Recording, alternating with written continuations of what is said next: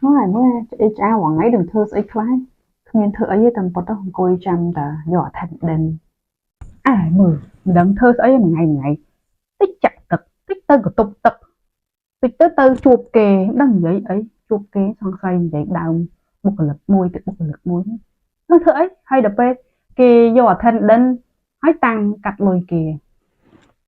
បានតែប៉ុណ្ណឹង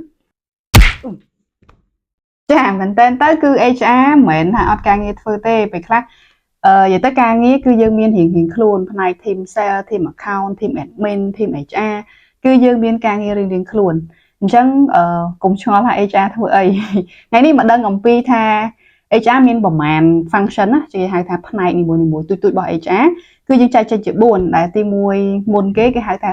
HR recruitment ហ្នឹងចា team recruitment ឬក៏នៅខាងក្រុមហ៊ុនធំៗគេហៅថាRTA ដែលពាក្យពេញហៅថា resourcing talent acquisition ចា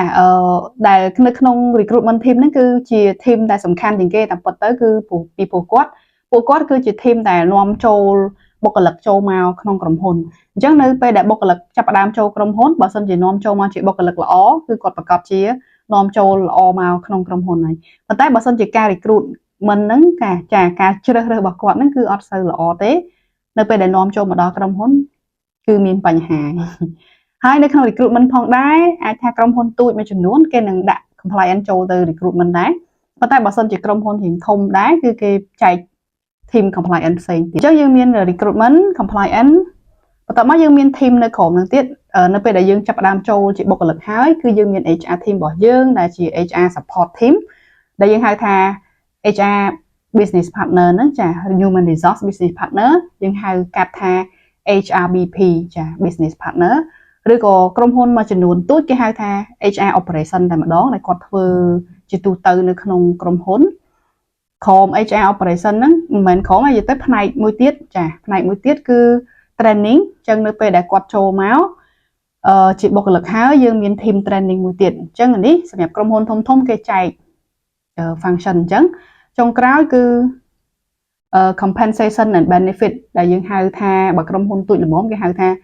HR payroll ហ្នឹងឯងអញ្ចឹងគាត់ focus ទៅលើការចាត់ចែងទៅលើប្រាក់ខែក៏ដូចជាប្រាក់សំណងផ្សេងដូចជា insurance ដូចជា incentive ឬក៏ប្រាក់ OT ផ្សេងហ្នឹងគឺគាត់អ្នកចាត់ចែងជូនយើងអញ្ចឹងក្នុងហ្នឹងគឺ HR សរុបមកវិញគឺទាំងអស់មាន5ធំ recruitment compliance HRBP HR training ហើយនឹងចុងក្រោយគឺ compensation and benefit